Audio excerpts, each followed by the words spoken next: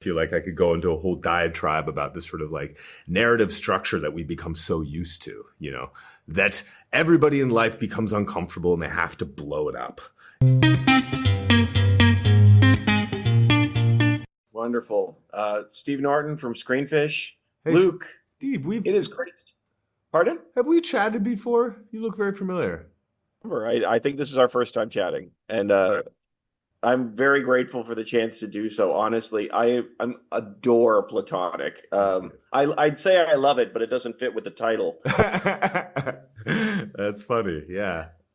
Honestly, and Charlie is such a great character. I love he's just such a wonderful character. I love him.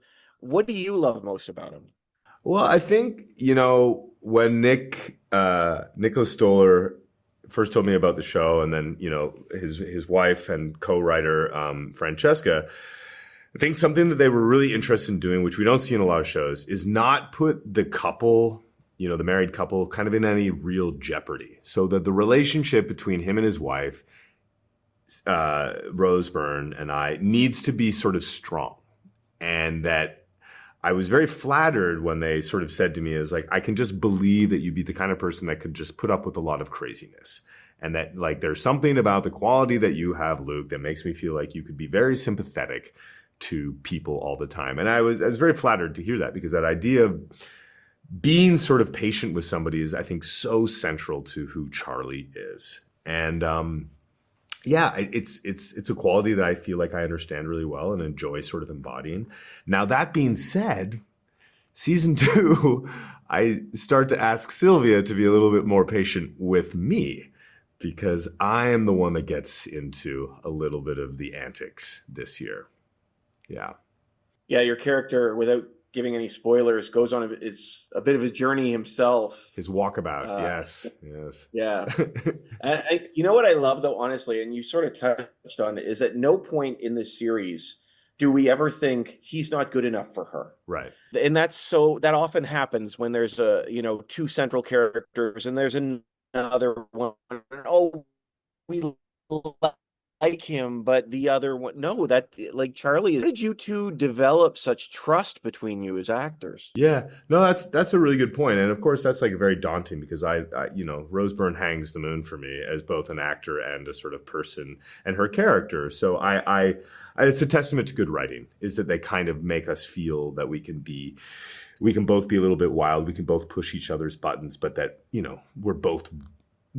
we want the audience to want us to be together, Absolutely. And like we were saying with this sort of series, it's interesting that the central relationship between Rose and Seth is truly platonic.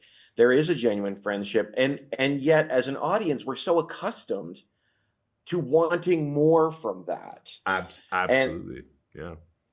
And I was wondering, why do you think that's the case? Why do we struggle with the idea of these two people just remaining platonic? I mean, it's funny, Steve. You're asking very interesting questions, and I feel like I could go into a whole diatribe about this sort of like narrative structure that we become so used to, that everybody in life becomes uncomfortable and they have to blow it up.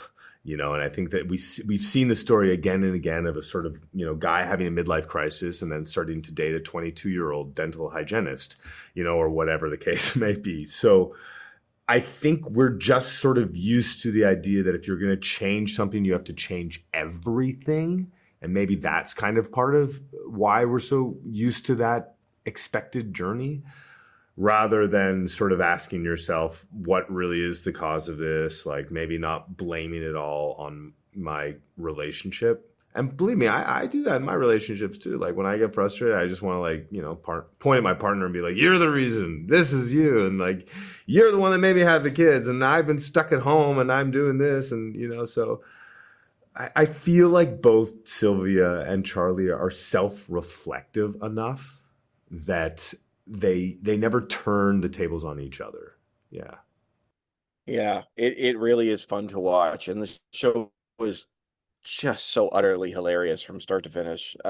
Just as we wrap, what do you hope people take away from Platonic? I really there's so many interesting things about it. I think One of the things I really enjoy watching both seasons, is the kind of love letter to Los Angeles. I think that there is we don't see Los Angeles as a setting as much as I think we used to. So I love seeing this sort of side of family Los Angeles and all its weirdness. I love seeing I just love seeing this kind of level of comedy. It's sort of light. It's small. It's a group of people we care about. So it's just really funny. So people really enjoy that. I hope people also just really get to enjoy what chemistry means. Because I think our show really depends on chemistry. And the chemistry between Rose Byrne and Seth Rogen is so stellar and so rare in TV. So I hope people go oh yeah, real chemistry makes a big deal, makes us like the people. So that's what I want people to take from the show. Absolutely. And chemistry is used in some interesting ways in the series as well. Yes, definitely. Thank you, honestly. Yeah. Luke, thank you so much. Have a great day. I really love the series. I appreciate it. I really appreciate you. Thank you.